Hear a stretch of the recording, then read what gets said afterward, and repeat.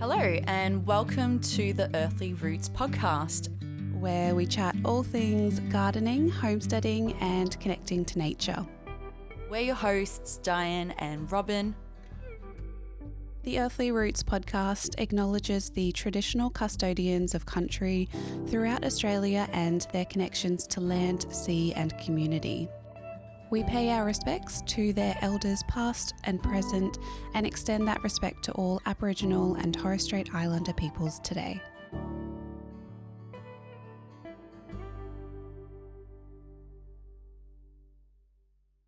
All right, welcome back to another episode of the Earthly Roots podcast. We're excited to chat through how autumn's going so far because it's officially a new season. It is. We are now into autumn, although we're not feeling it right now.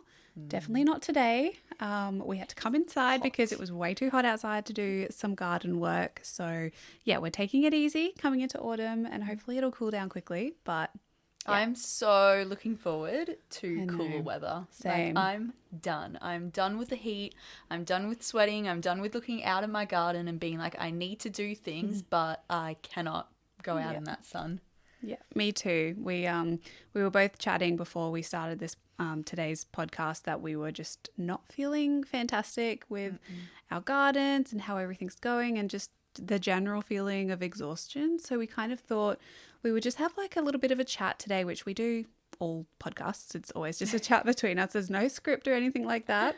Yeah. But this one's really going to be off the rails. It is. We don't have a set plan for what we want to chat about, but we thought we would kind of just talk about how we're feeling, what's happening in our gardens, and kind of give you like a bit of a tour or chat through what's happening in our gardens and a chat of how our gardens might be looking, what we're growing, what we're harvesting. Because I know on our YouTube channels we do garden tours a lot and they do really well. Like a lot of people love to see our gardens and we love looking at your gardens. So we thought we would just do it in a podcast form today. Yeah. Well, I think people are just kind of like naturally nosy. Like you just want to know what other people are doing, get some inspiration, or just kind of feel like what you're doing isn't completely wrong. So hopefully this kind of gives you some inspiration or at least gives you comfort in knowing that some things that aren't going right for you might also not be going so right for us.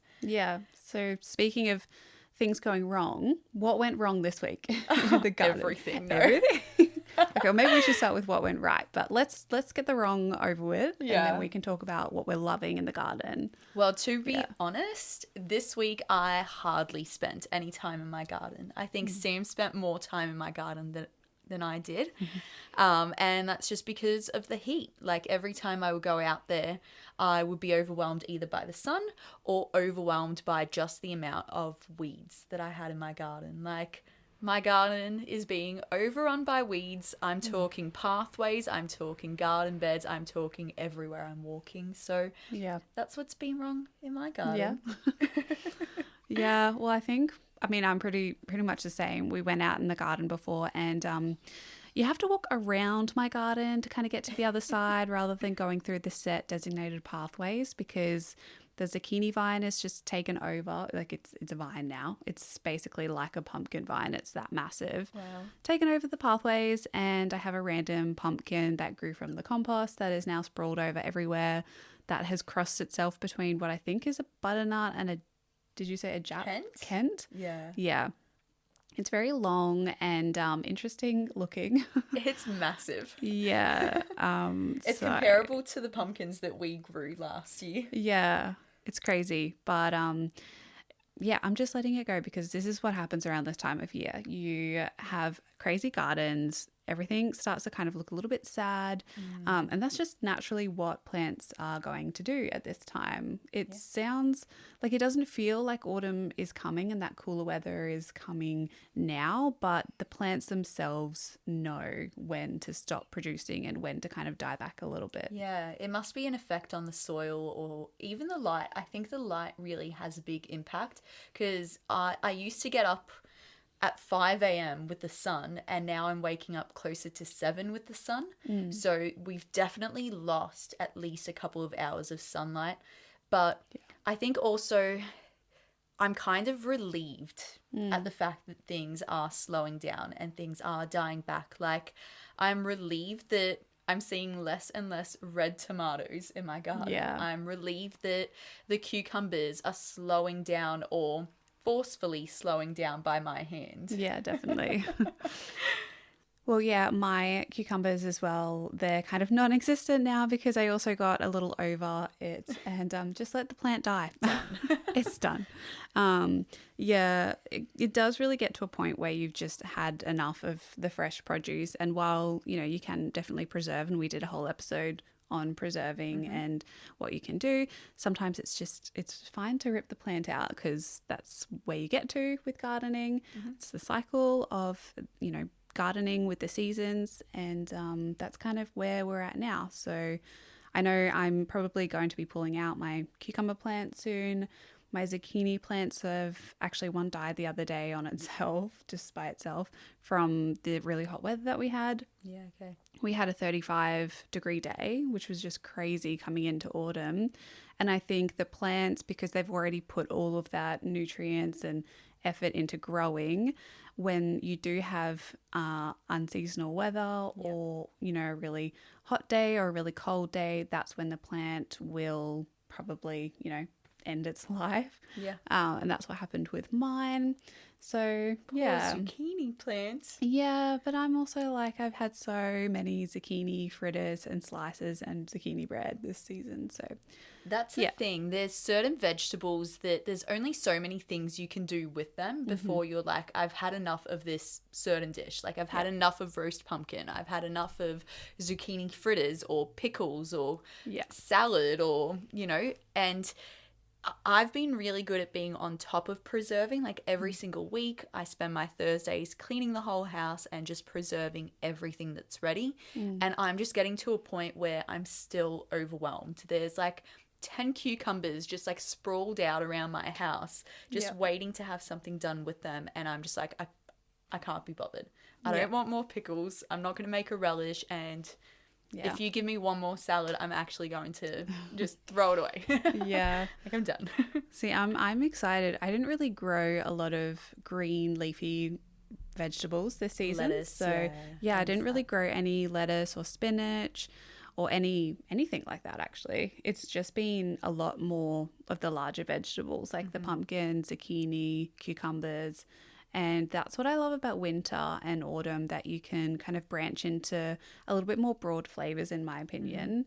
You have the strong flavors in summer, like tomatoes and zucchini, but winter you can have a bit more of those earthy tones, like carrot, tones, flavor, whatever you want to call it. Beetroot. I'm excited to potatoes. Yeah, I'm so excited to expand and grow more of that. Those kinds of vegetables. Is there any veggies that you're excited about, or Definitely ones that you're really keen to plant? I actually bought some garlic, some seed garlic today from a friend that has a market stall at the farmer's market. Yeah. And I'm just so excited for April. Get those into the ground, and just before getting the garlic in, getting a few potatoes in. So I went to the bulk food place this morning before coming up here, and they had like a huge tub of, I think the variety of potato is called Nicola, which is like a purple potato.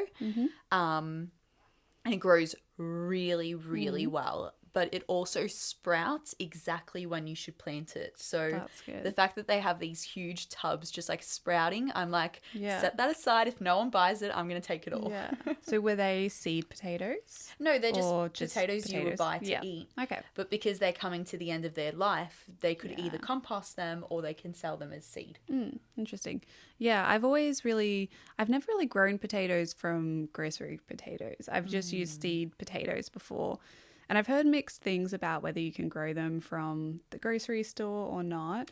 I'm the person that can tell you, because I've never grown potatoes from seed potatoes. Okay. It's been exclusively things I can get at the market. Woolies potatoes will not grow.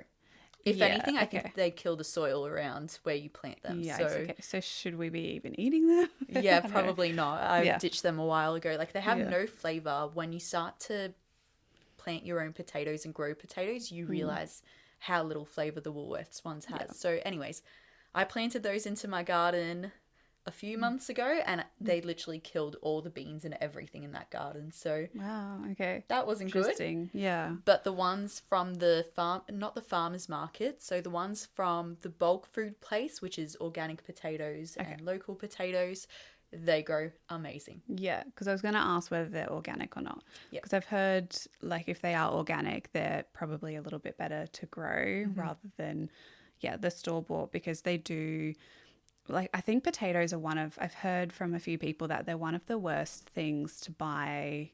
You know how there's all those lists of veggies that are good and bad if, they're organic, because it's all about what touches the soil. It's like the Fab 15 and the something horrible... like that.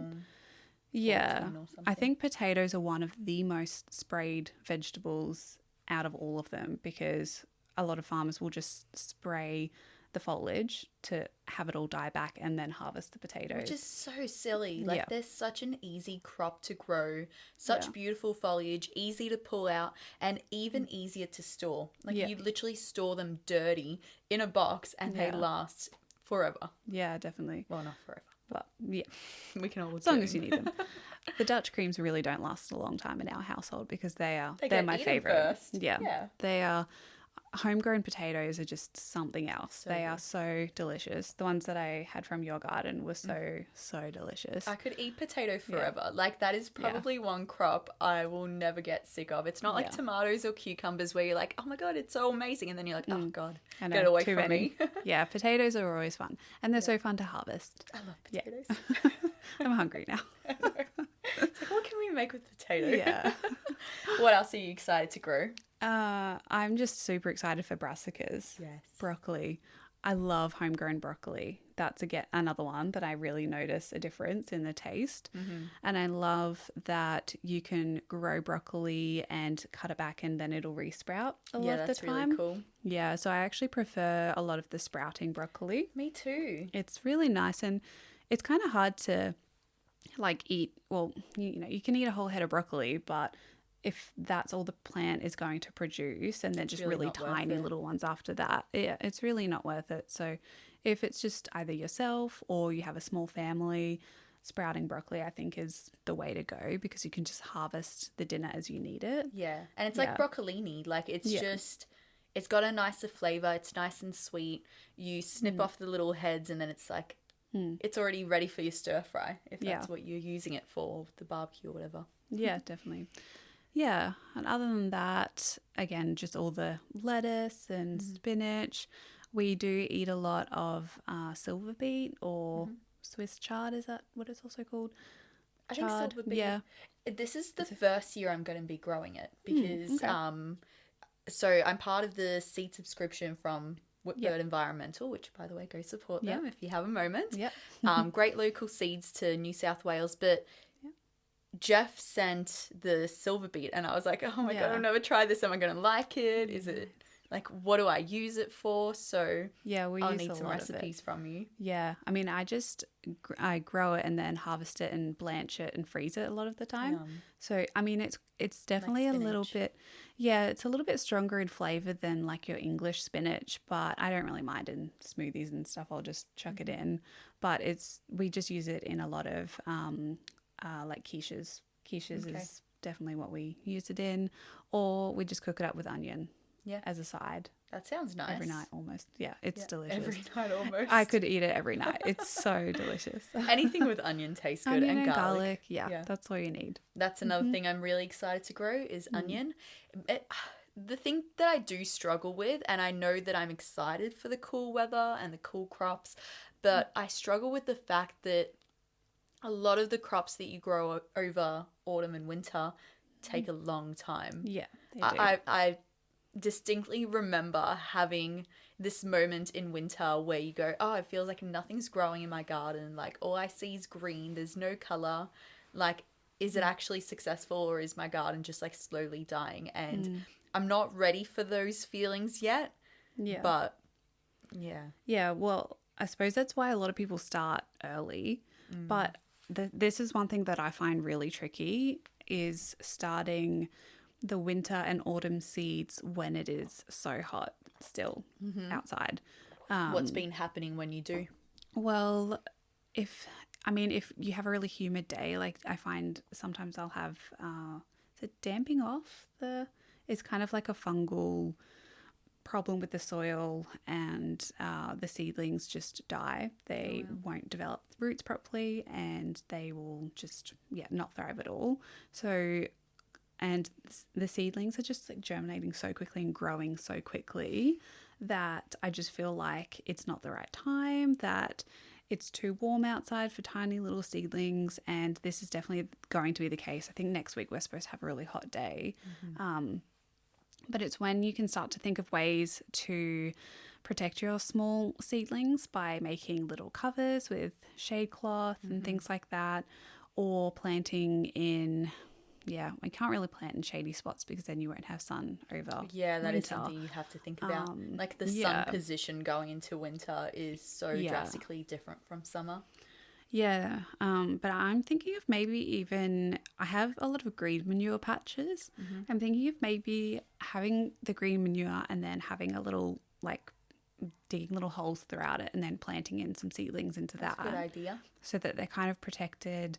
Whenever plants are also around more foliage and greenery, it's cooler because, you know, you feel a leaf and it's cool. Yeah, it's like shade. Yeah. It's like standing under a tree. Yeah, so I'm sure that's going to help them, but it is something that I really struggle with, and I wish I had more advice for people, but I don't know, it's hard. And we then struggle with things the pests too. And everything like that with brassicas. Onions and garlic is a bit different. Like they can start really well in the warmer weather. Yeah. It's mainly brassicas and lettuce. Like I've started so many little lettuce seedlings and then they've died. Yeah, I've had a lot munched on. The caterpillars are starting to come out. Like even I have a lot of brassicas that I cut back, but I kind of left in my garden so that they can re-sprout this season, which they have, and they look amazing. But it's meant all the cabbage moths are just like attacking those plants, which is fine because it gives me a chance to kind of find the spot that I want for my brassicas this year. And then I'm going to set up some netting to give that shade, but also to allow the young plants to grow before the bugs come in and destroy them. Yeah. That seemed to work okay last year as long as I netted them up straight away. Yeah. Like any that I kind of left to chance and then netted up actually ended up being a bigger problem because then there'd be caterpillars in there already. Yeah, true. Yeah, it's kind of tricky with that. You gotta time it right. Yeah. I'm kind of waiting. I'm waiting for brassicas just a little longer to ensure that it's going to be cold because, like you said, the last week has had some really hot days. Yeah, definitely. I think we got excited because it was cooling down and then all of a sudden the weather's like, nope. It just got warm again. Yeah. So you mentioned you hadn't really done much this week in the garden. No. Like what's some ways that you do find the motivation then when you're feeling that way? Do you kind of go to books or YouTube, or like how do you get that drive to go out and pull the weeds and do things in the garden? So I it's not necessarily that I didn't do anything. I feel that this week I've just been so busy and overwhelmed by so much else taking up my time or just my thinking that the things that I did do in the garden seemed like nothing. So I did avoid the weeds, but I did harvest a lot of things still. I did ask Sam for some help with tilling around like my garden beds to make it easier to move around in there. We did pick up a lot of wood chips as well because we're constantly mulching. This week I'll be getting some cardboard boxes as well and like really getting into those weeds. And I think, just for now, just planting seeds. So looking up what I can plant, looking through old photos at the moment is something I'm doing. Yeah. And I really do love getting inspiration and ideas from other people and other gardens, but I do also like to kind of see what grew well in my own garden and what I enjoyed growing, and then remembering to plant those things now as well. Yeah. So things like carrots, and I am trying to grow, bok choy? Yeah. But it keeps getting eaten up by things. Yeah. So I'll just keep planting it and hopefully it comes up. Sweet potato is something that I'm planting right now, and I'm really excited because it grew really well last year. That's good. Yeah, I think finding those or just the tasks that are manageable and that need to be done is a good way to start. And harvesting is always fun. Like, who doesn't love grabbing a basket and just going out and getting free food from the garden? Yeah. Yeah. I've been picking a lot of flowers at the moment. So I've been picking a lot of our marigolds because I've been making balms from them and trying to dry them so that I've got them over winter time. Yeah. Because you're doing something special with those? I Is that what am. you're doing? Do you want to mention that? I knew you would say that. I knew as soon as I mentioned it even a little bit. But yes, I have been a bit preoccupied the last couple of weeks setting up the launch of our new shop. Yay, so exciting. Yes, so I've been very creative the last few years with macrame projects and just like trialing out things with salves and natural balms. And I'm excited to share that passion with more people. So I think today when this episode goes up, it's officially the launch date of our shop, Ethical Wonder, which is scary and exciting. But I'm excited to see my beautiful flowers turn into something a little bit more, whether it's photographs of beautiful macrame pieces or in balm that's going to be just delicious for people's skin. Yeah, I'm so excited. They look so beautiful. Because you're making keychains at the moment and balms, and that'll be available on a website. You've got a website? Yep. So I guess I'll link the website down below this episode, but if you go through our YouTube channel, then I'm sure I have all the links on there as well. It's been really overwhelming doing all of it, but it's been a lot of fun. I've kind of been, even on the warmer days, going out onto our balcony, overlooking our garden and enjoying the space that way while doing my macrame pieces. And it's been really peaceful. Yeah, that's so good. But at the moment, I think the biggest thing that I've been doing is focusing more on our bees. Yeah. Now's the time to think about bees. Yeah, I'm excited to know what's happening with the bees. Like, is this a seasonal transition that happens coming into autumn? Do you have to be really hands-on with them at the moment? Or it's not so much hands-on, it's more so so when the cool weather sets in, you're not supposed to go into your bee boxes because they're trying to insulate the space and keep themselves warm over the cold weather. So as a beekeeper, you kind of have to get in there in autumn time, harvest any excess honey that you're not leaving with your bees.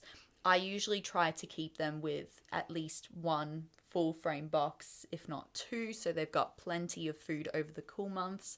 But then it's taking off all that excess stuff, making sure that they're happy, the queen is laying, the hive is strong, and then just, kind of hoping that they'll be okay.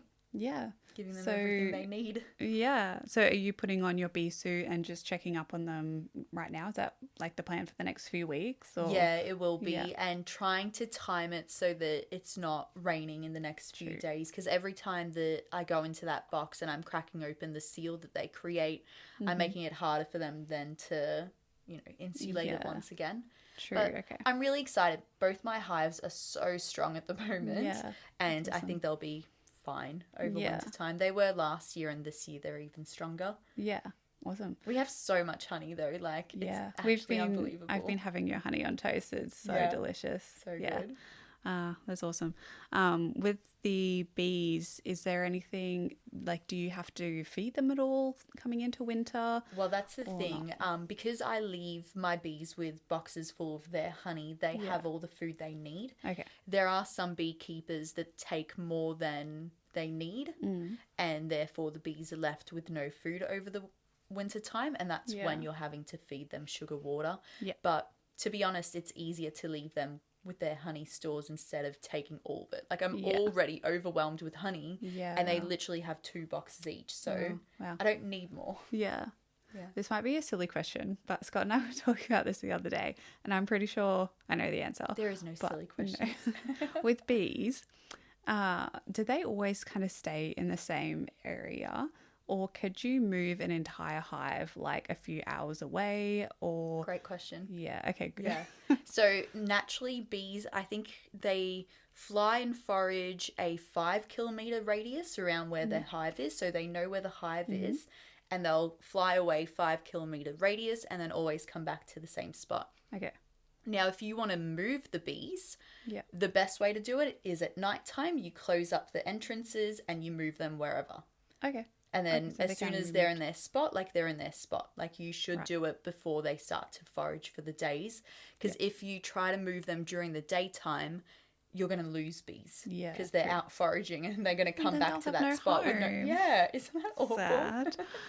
Yeah. The problem with moving bees though, if I wanted to move my bee boxes from one side of the property to another, Yeah. unless it's 100 kilometers away, no wait, not 100 kilometers, 100 meters? that Or 5 kilometer 5, radius. yeah. If it's within that 5 kilometer radius, Yeah.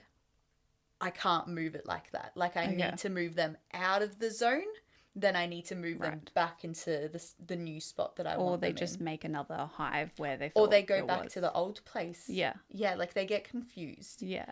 Another thing you can do when you're moving them is just move them like literally a little bit at a time each okay. day. And then they kind of get confused. They go to the old spot and then they go, Yeah. oh, it's right there. Okay.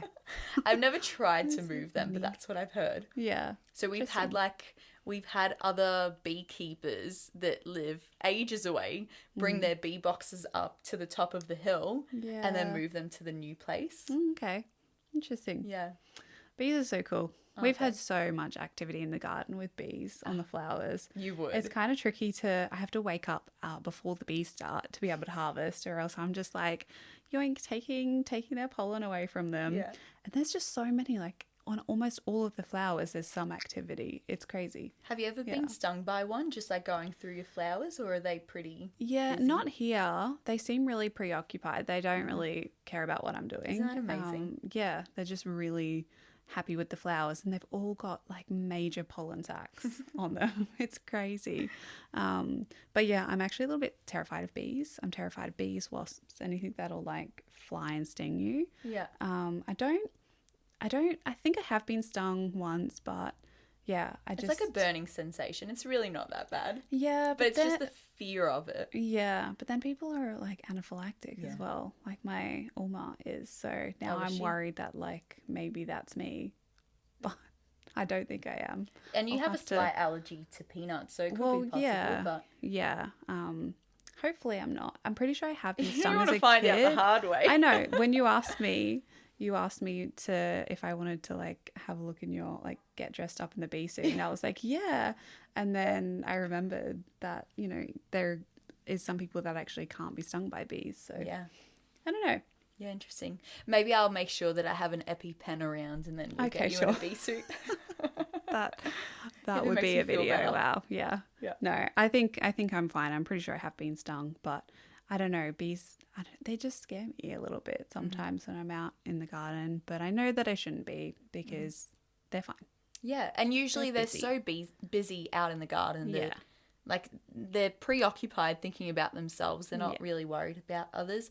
I think the forager bees also like they collect the honey, they collect the nectar, and they kind of like get a little drunk on it as they Yeah, go. okay. So they're not really thinking straight. Anyways, I'm forgetting how to talk today. Yeah, it's a warm afternoon.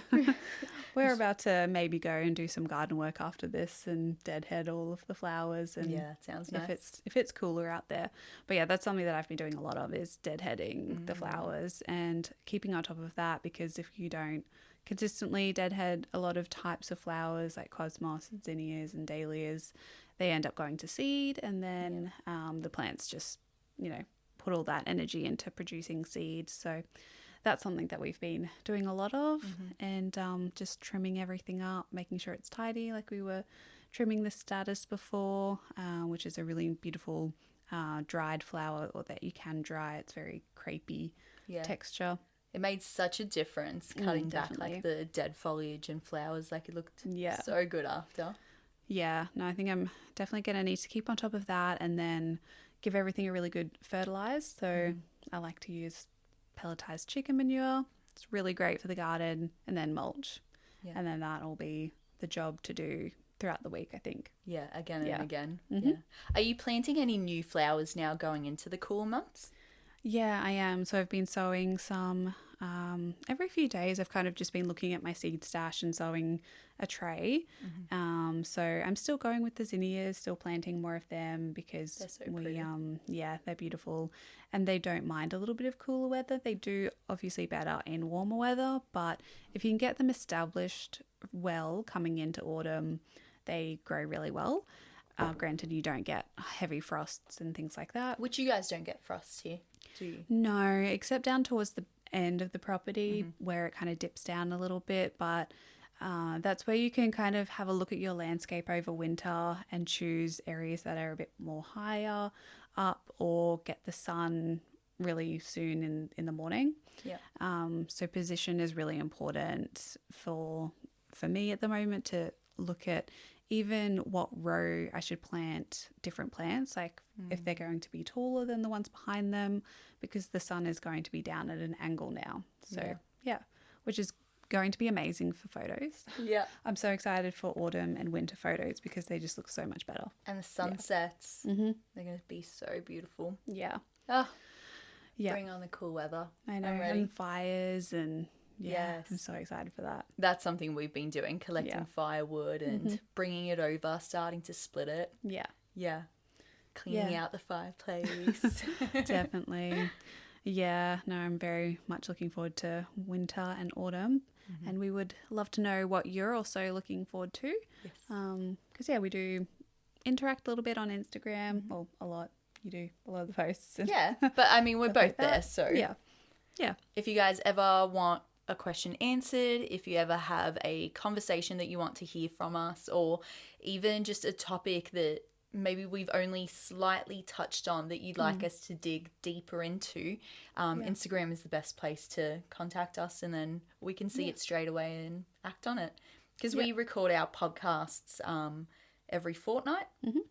Yeah. If things work out. Sometimes life gets busy and flower farming takes over, or like chickens take over at home on our definitely. end.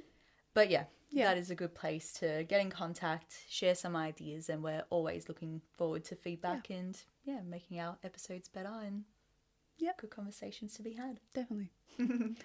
All right, so we're going to kind of finish up this podcast just chatting a little bit about what we're going to be doing over the next few weeks with seed ordering, flowers, and things that we're doing on the homestead, just to wrap it up, maybe give you a few ideas of what jobs you might want to start doing, / purchasing, because I know I have been window shopping and seed shopping.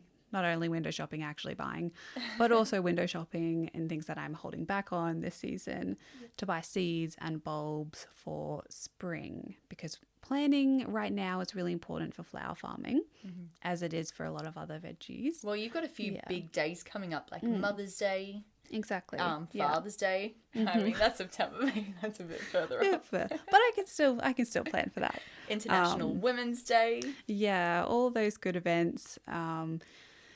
So I'm trying to just get a lot of flowers for Mother's Day. That's the main thing that I'm looking at right now. I'm not too sure how many I'll have because, again, I'm just learning and seeing how many I can grow over the year, because it's technically it is my first year selling flowers. Yeah. So, yeah, there's, lots to learn. Yeah, you're doing so well though. Yeah, Lots of so success. it's been busy and it's been nice to sell them down at a new garden centre, which is good.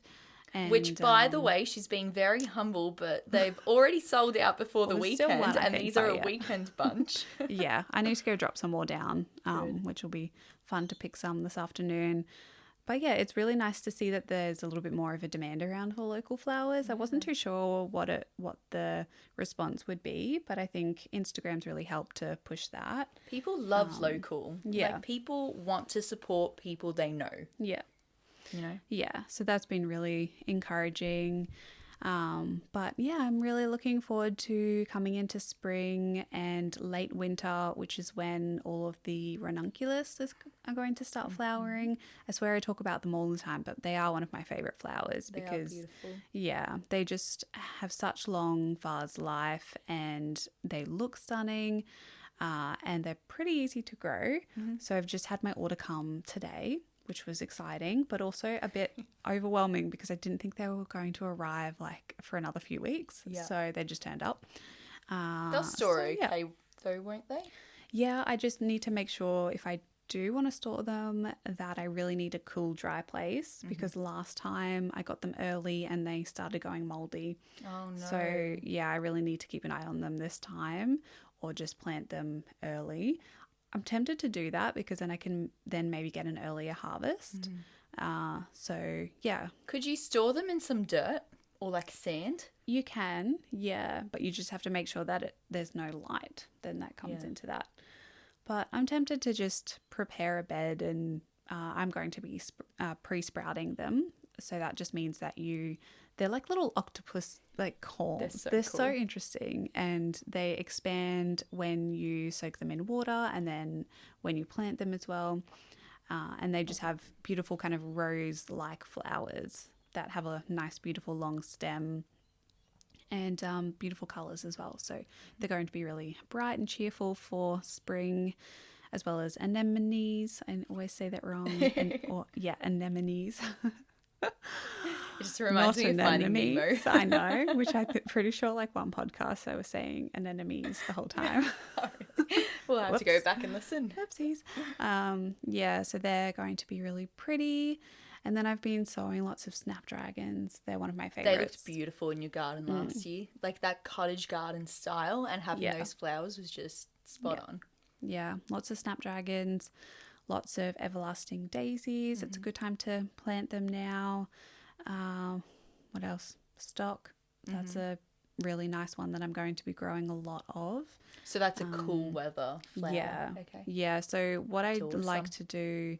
is like, or I can just give you some seeds because I have so many seeds. No, but you're going to need them. You're a flower farm now. Yeah, but I always like to give away seeds. Okay. It's my like currency exchange. Seeds for honey. All right, I'll take that. Yeah. I like to do cool flowers, which is kind of a concept that I think Lisa Mason Ziegler, who's a very famous like flower farming instructor / she does a lot of courses online. She has a really great book on cool flowers where you plant them in autumn and then they overwinter so that you get an early spring harvest. Okay. Or you can also just plant them in spring. So it's a lot of those varieties that can handle frost, but they won't grow a lot over winter, but they'll still be established enough to then be blooming a lot earlier than you would if you plant them in spring. Yeah, and I guess now that you're having to kind of think of your timing and when you want flowers, like that's something that you want to be doing. Yeah. Yeah. I actually ordered some flower seeds as well. I got a lot of like orange colours and very autumnal tones. Yeah, nice. Yeah, and I mean, I grow flowers for myself. I don't grow them really for much else other than that. So I just want something that I'm going to enjoy putting in a vase at home and decorating around my place. So I picked some colours that I thought would go nicely together and we'll just see what they do. Yeah. And are you buying any more veggie seeds or I bought some broccoli because I ran out and some carrot seeds as well. But because we're downsizing for bus life, it makes sense for me to just be culling my seeds and instead of throwing them out, I'm growing them. Yeah. No, that's a good idea. That. Yeah, I'm going to try and do that with all my veggies, not buy any seeds. Yeah.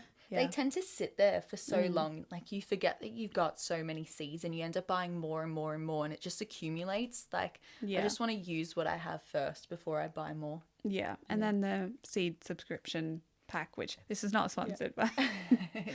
We could be. Could be.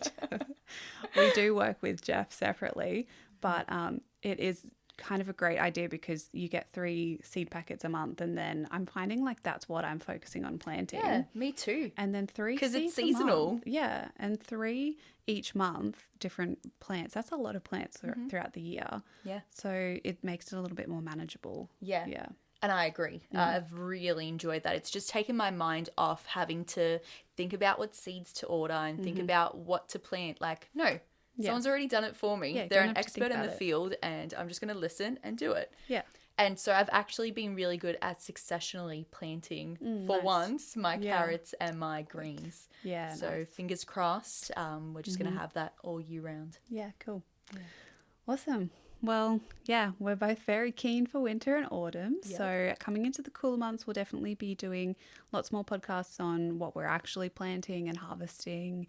But if there's anything in particular you would like to know, we can chat through that. On Instagram is the best place to find us, or commenting on YouTube.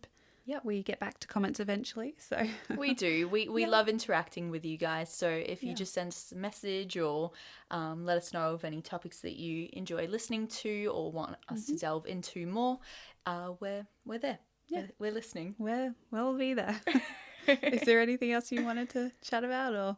No, I Robyn? think that's Yeah. it. I think I'm ready for a nap. I'm ready to sleep off this warm weather and just be rid of it soon. Yeah. Well, we hope you enjoyed this, just a general chat about what's happening. I think I really enjoy filming these kinds of chats, and we hope that you do enjoy listening to them as well. Yeah. Just to have something on in the garden or driving to work. While you're dealing with weeds. While you're dealing with the weeds. We will be there to help you, Hold your encourage hand. you, and pat you on the back. Good job. You're doing great.